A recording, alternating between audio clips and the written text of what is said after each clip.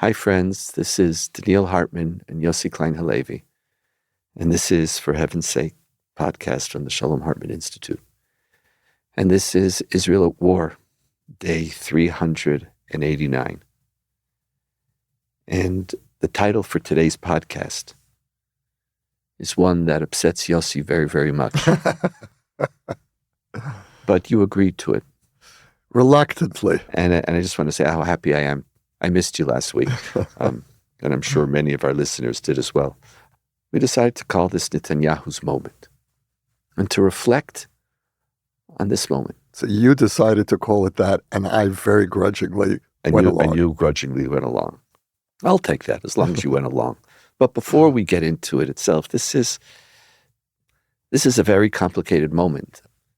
Just an hour or so ago, another 4 soldiers were announced had been killed in northern Gaza. There are now 34 active shivas, families sitting shiva, actively now, all across Israel. And some here in Jerusalem.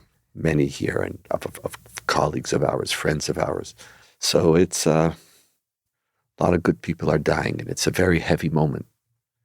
But despite this heavy moment, and maybe that's also part of it, but there's been an emerging, a re-emerging, almost like a phoenix, of Netanyahu's stature for the first time since, I think, a month after the election, 2 years ago.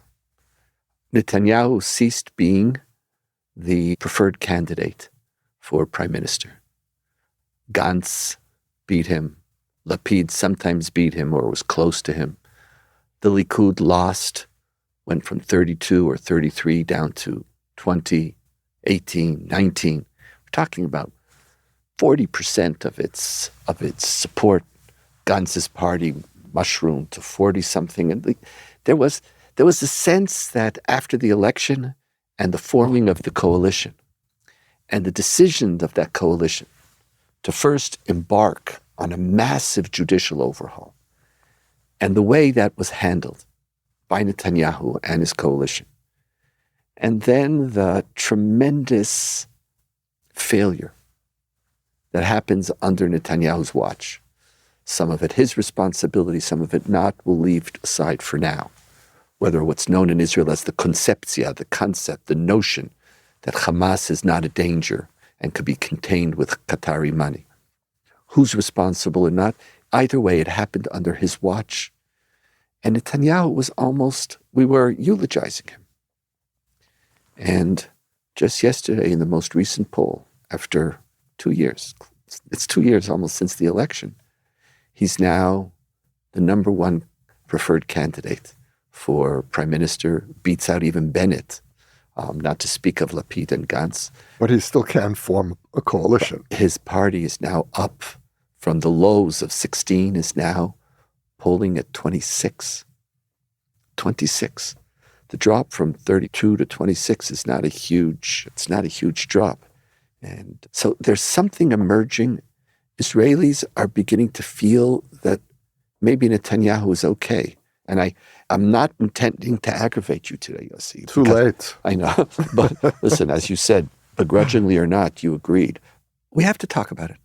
Yeah. And it's Iran, the remarkably successful attack in Iran, the killing of Sinwar, the beepers, what seems to be a successful operation so far in southern Lebanon. There's something. The hostages are there. But the attack on Iran was really extraordinary. So how do we understand this moment? There's so many nuances to it. Let's try to unpack it, because I'm trying to figure it out myself. Like, what did people forget? Like, what's going? How do you understand it? Well, first of all, I think that whoever would be prime minister would almost certainly have the same achievements, because the army was ready in southern Lebanon in a way that it was not in Gaza, and the Air Force was ready in Iran. This is something that they've been preparing for years. Now, I would be happy to give Netanyahu the credit if he were to take responsibility for his disastrous failures And he only shows up when it's good news. And we never hear from him. He never comforts the nation when we go through tragedies. It took him a full day on October 7th before he perfunctorily addressed the nation. And it was just the most appalling performance. And everyone is always to blame but him, except when it comes time for the credit, it's always him. So that's just my getting that off my chest. Does that make you feel a little better? No. Even just saying it makes me feel slightly because I'm ill. looking at you. Makes me feel ill. I'm feeling the whole. I'm a little worried about this podcast. I know. No, I see you, and I don't. I love you. I don't want to hurt you, but like we got to talk. There's something. This is a big thing. Something going on. So what's going on that you? We have to give the guy credit. There's something going on. No, because the most you could have done was. I don't want to give him credit because anybody else would have gotten credit too. But okay, so we got that off, and now, could you? The one thing that I'll say half in his favor, and it really is only half, is that Netanyahu, I believe, is motivated most of all, even more than his pathological need to hold on to power after 16 years to still be the prime minister. He has an obsession with ensuring that October 7th is not the last word on his legacy. Now, when I say that that's a half to his credit, it's because it gives him a tremendous incentive to be an effective prime minister in wartime. Where I find that incentive deeply problematic is that he's not placing the interests of the country first. He's placing his own needs first. In this case, his needs for the moment happen to coincide with the needs of the country. We needed these victories.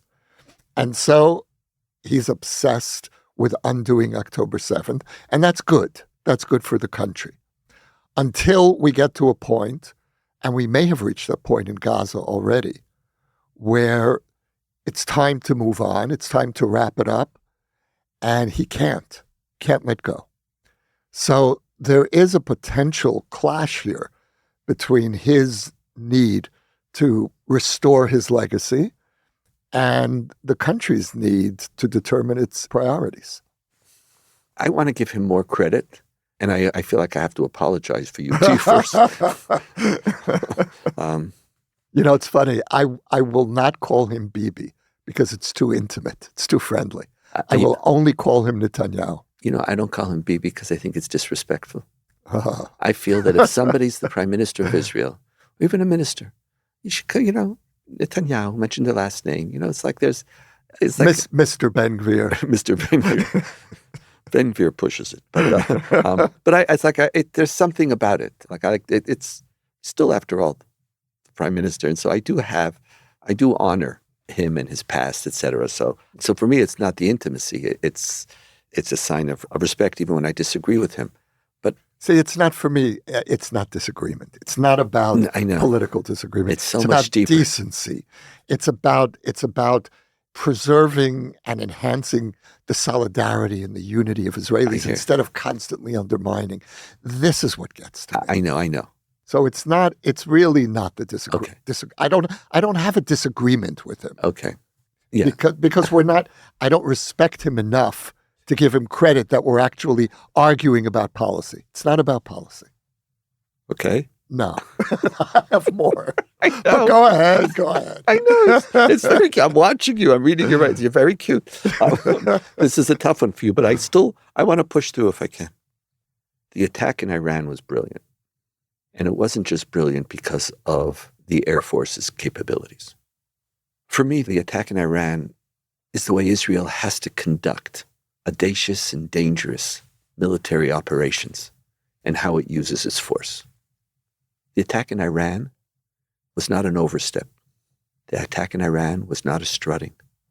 The attack in Iran didn't even serve political interest in the maximum way possible. When Netanyahu forbids all of his ministers to talk about it. Don't strut. Don't poke your eye.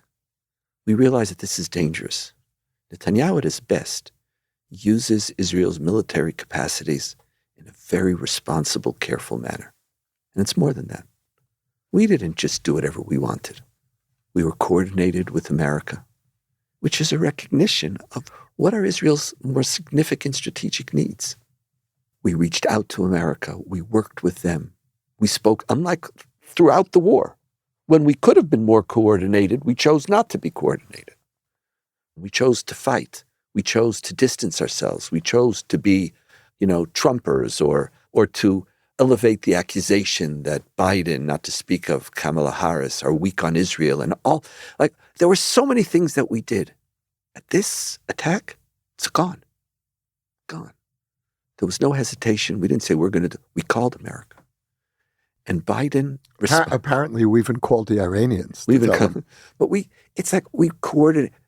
And Biden, when has there been a president in the history, in Israel's history, who has responded in the way that he has responded? Putting the additional air defenses here with American troops, which is a whole issue that we have to talk about. It's also part of Netanyahu's moment. Coordinating forces, coordinating with other enemies or other allies. And immediately afterwards, defending Israel. It was an example of we don't have to work alone. We're not alone, the Netanyahu idea, we are alone and it's our power. Not at all. And immediately the United States and France. You were still on let us now praise Netanyahu. Yes, but he's created this by doing this. You see that he created this possibility. And I think, for some Israelis, it wasn't enough. I wanted more blood. And this was an example of a Netanyahu who said to Israeli society, trust me, I know this is dangerous. I didn't take on the nuclear facilities. I didn't take on even their oil production facilities or ports. It was limited. It was controlled. It was modest. You're right. He took credit for it as distinct from his failures. But if we look at it, I think Israeli society was not just happy with the outcome, because it was a very strange thing. Even the first 24 hours, we didn't even know, it was great. What did we attack? We still don't even know exactly what we hit and what we didn't hit, right, and why it was so significant. We hit their missile fuel mixing facilities. Like, okay. There's but there were these great tweets on Israelis' social media of showing kitchen mixers and how big was the mixer and how many, and it's going to take years. So you don't even know what the spin is. But right. I think part of why this is Netanyahu's moment is that Israelis are giving him a second look. And they're saying, yeah, you did okay. This was not about your political interests. This is about Israel's interests. And your political interests didn't need you to coordinate with America. And your political interests didn't need you to limit. And your political interests weren't served by the fact that you didn't let any of your ministers come forth. So I appreciate how difficult it is, but I have to tell you and I don't dislike Netanyahu as much as you do. By me, there's a much deeper policy space between us. And I am deeply angry for his politicization of so many things and of war. But we won't get into that. But I think we should. But there is because at this moment. Part of I appreciate it, but at this moment, Israelis are looking for somebody, and Gantz and Lapid aren't even in the ballpark of this. No, but sense. Bennett is. Bennett certainly is. Bennett maybe is. So he's close. Yeah. His party, by the way, is not greater than Nick. So there is a moment. He doesn't have a party. I know, but in the polls. Yeah, but we don't even know who's running with him. No, but in the prior polls, his party was the largest party. It's now smaller than Likud is now the largest party. So either way, I want to give voice to something that I think many Israelis are feeling, that October 7th was chaos, and this was a non-chaotic, non-political moment. And I think some of the trust is clearly returning. Whether it'll stay that way or not, something is happening. So I'll come to the trust in a moment. I want to get back to... Am I wrong, by the way, first? Do you think I'm wrong? Are there growing numbers of Israelis No, who is my analysis I think of the way he conducted this. Would you say, instead of complimenting him, was there some complimentary elements to the way this was conducted and its totality? I'm one of those Israelis who wanted more. I didn't want more blood, but I wanted more substantive target. I wanted the nuclear facilities, but I've wanted the nuclear facilities for 15 years. And I felt this was really our opportunity, except for one major obstacle, which is we're a week before the American elections. And here I grudgingly accept that we could not I've done it now. We could not have attacked the nuclear facilities or certainly the oil refineries a week before the elections. That was inconceivable. So given that constraint, I'm reasonably pleased with what we did. What, for me, the most impressive operational aspect of this was that we didn't attack Iran with missiles. We sent in 150 planes. We sent in pilots. And they went in, they knocked out Iran's air defenses, and we ruled the skies over Iran for 3 hours.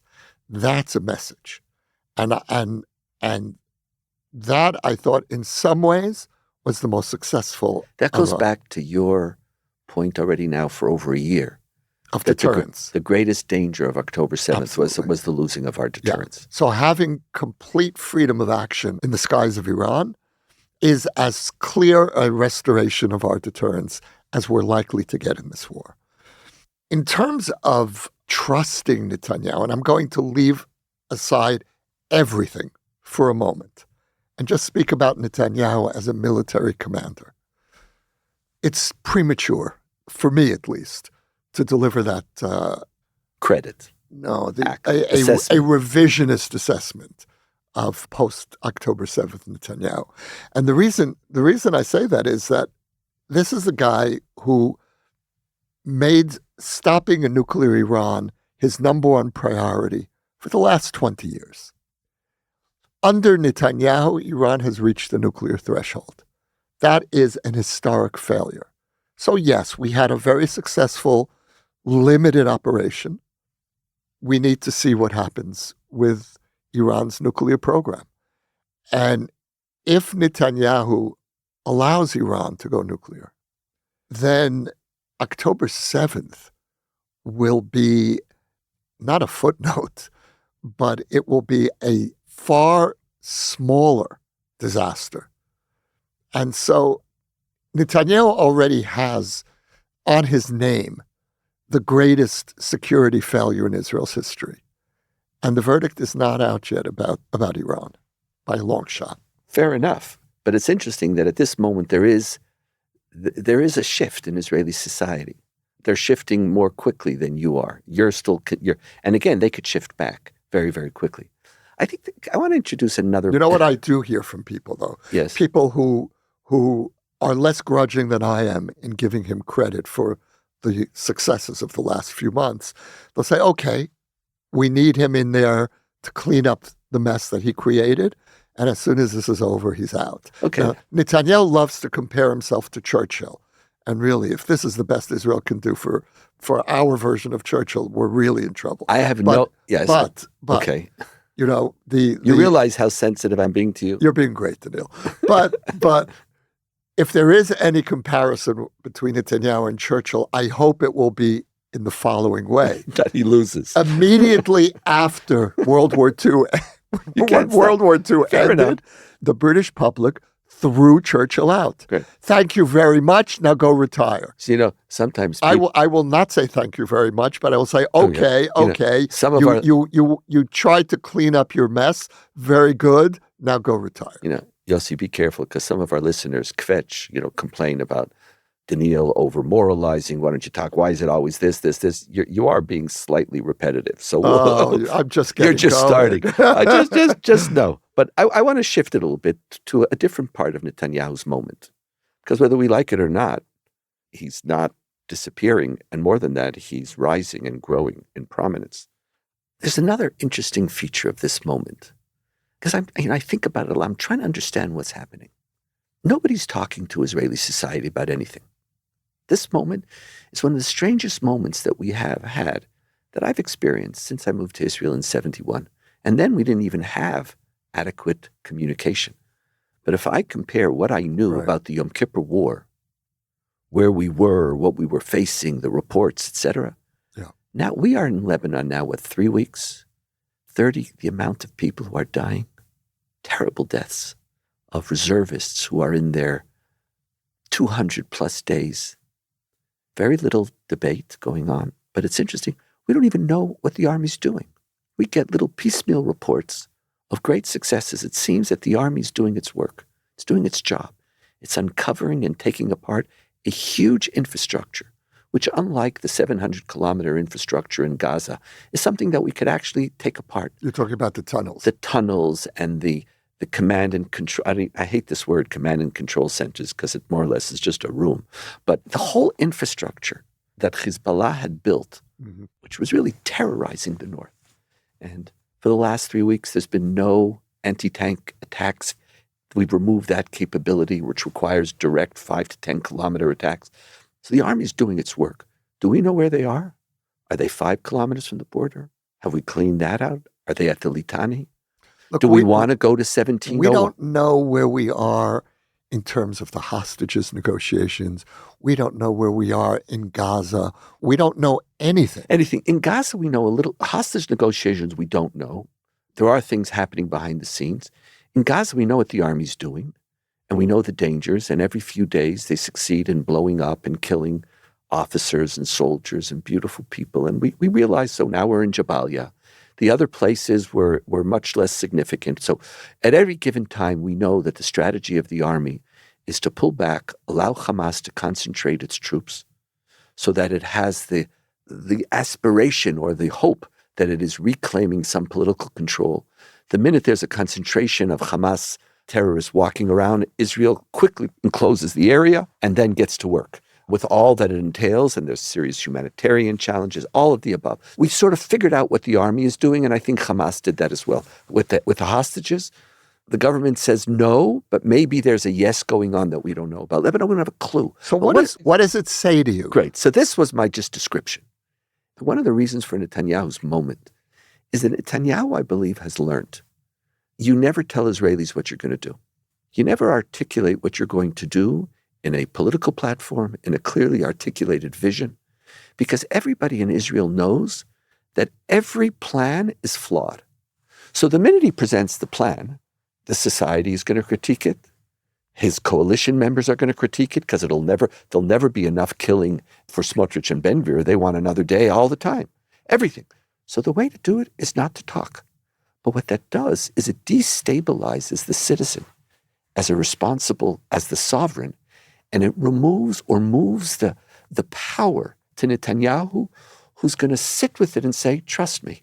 See, I think that you're once again giving him far too much credit. Netanyahu, I believe, does not have a strategy. He doesn't have a goal. He's all tactics. And the tactics are working. But where are we going? And the defense minister, Gallant, just said this the other day. He asked Netanyahu, what's the end game? What's the end game in Gaza? What's the end game in Lebanon? The defense minister doesn't know. And so that's what worries me. Now, you and I have spoken a great deal about the absence of a morning after political plan for Gaza. But what if there isn't an end game militarily? And this is what Gallant was really challenging Netanyahu about. Where are we heading? And so what worries me about Netanyahu, just in this limited context, is he winging it? Is it all flash? And that's a serious consideration. And in terms of our Israeli Churchill, we have been in the worst year of this country's existence. Can you think of a single memorable speech that he's given? One moment, where he inspired this country? So what am I doing? I'm not claiming Netanyahu as a strategy. I'm trying to understand this moment of his resurfacing. And I'm wondering if most Israelis aren't like you and I. That most Israelis, the Lapid was always known as the man who has a platform, he has 200 pages worked out on everything. Now, everybody in Israel knows that every plan is flawed. And so instead of voting for a plan, I want to vote for the person, who I'll trust at the end will work it out. I'm wondering whether exactly, he's never spoken, but the reason for this moment is that it's working. Not vis-a-vis it's working on the citizens. He's sort of lulling his base back because it's his base. He's not undermining the other base.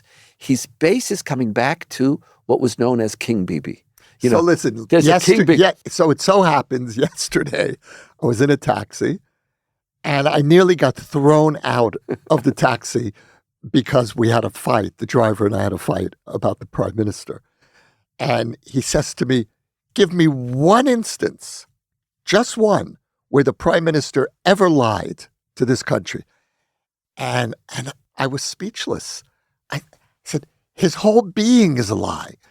And then I said to him, and this is where he almost threw me out of the taxi. We could have given him specifics. He said, I said to him, it's what a shame that Netanyahu wasn't the prime minister on October 7th. Things would have turned out completely differently if only he'd been there. Listen, we have lists of what he's done or not done, but it's just, I'm almost amazed. You're angry. What does it say? Okay, let's get to that question. What does it tell us about our fellow Israelis? It tells us about our fellow Israelis. Maybe it tells us that they're desperate. People are desperate. Do you know what it is? There's a theological statement, in Psalm says, Gam kelech begeitz hamavet ata imadi. Even though I walk in the valley of the shadow of death, you're still with me. They didn't mean the Israeli Churchill. No, but I think part of what it is that people want to know that in moments of chaos, there's somebody who could help us. Mr. Chaos. So Mr. Chaos himself. But I'm not arguing with you, but the polls are saying I know. So this is what I'm trying to tell you. So what I'm trying to tell you is that precisely, and this is his cleverness, precisely by not articulating a clear plan, he has destabilized the citizens just saying, forget plans. Everybody has plans.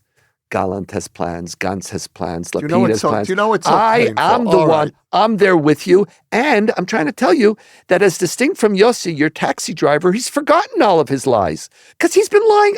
You couldn't give him an example of lies? I could give you lists. The bottom line is that people are beginning to trust him because as they see the war coming to an end, they see the success. The army is now powerful again. And they know that every plan is going to be imperfect. And maybe he'll be the one, just like he did in Iran.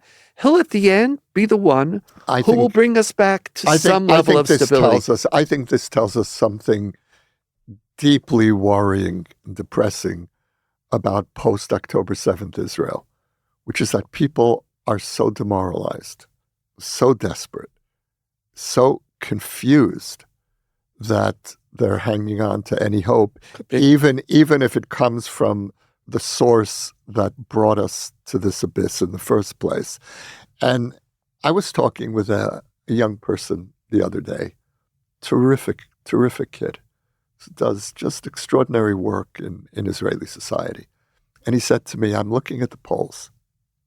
He said, the moment I see that Netanyahu can form the next government, I'm making plans to leave. Now, this is someone served in a combat unit, his loves Israel. He's devoted his life to serving Israel. And he said there'll be no future here for my kids. See, that's part of Netanyahu. That's part of the Netanyahu moment. There's consequences. We're a deeply split society. But what we wanted to do today, I think that must be part of the calculus.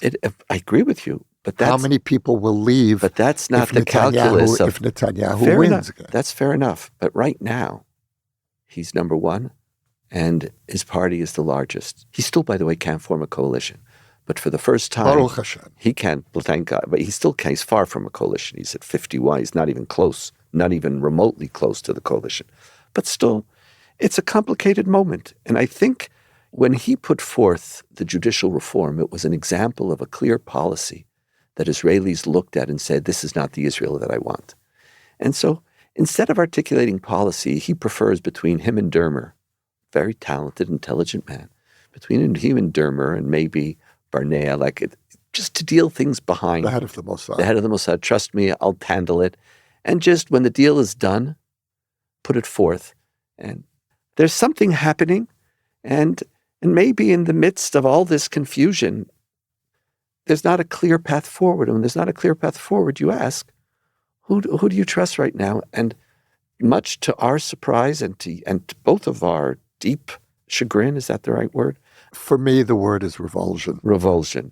Okay, for me, it's chagrin. It's not revulsion. This is a moment, and it's a moment. But in this moment, there's a lot of also bad things happening. These 4 soldiers who just were killed today, or Every day. They were in Gaza, and what people know why they're serving in Lebanon, but what another 3 months of war in Gaza is going to achieve, nobody knows anymore, and it's going to be challenging. Last words, Yossi. Yeah, depending obviously on what you say, but last words. Well, this is going to open up a whole other direction, but I can't resist. And that is that the Knesset winter session just opened, and what will likely be voted on sooner or later in the coming months will be the mass deferment of the ultra-Orthodox. And if Netanyahu's government pushes that through, whatever popularity he has I'll give you is going to see. dissipate. But that's an example, I think, of exactly what I meant, is that he's benefited these last 4 months. What is it, 3 months in which the Knesset was in, how do you say pagra in English? Recess. Was in recess. Now there's going to be policies again, which he's going to be judged by. We'll see. But at this moment, if you want to understand Israel, you have to recognize that this is a moment. Friends, Yossi, it's a pleasure to be with you. It always is. I hope I didn't aggravate you too much. We did okay. I think we did okay. This is Israel at War, day 389. And we're going to have to talk more about the hostages, possible deals. They're still not home. That has to come to an end. Anyway, friends, be well. This episode of For Heaven's Sake is sponsored by Eileen and Howard Dubner, in honor of their grandchildren, Molly, Nate, Emma, Emmett, Asher, and Ethan Dubner. You too can sponsor an episode of For Heaven's Sake, Israel at War. The link to donate can be found in the show notes or at shalomhartman.org/For Heaven's Sake. We will acknowledge your gift on a future episode. For more ideas from the Shalom Hartman Institute about what's unfolding right now, sign up for our newsletter in the show notes, or visit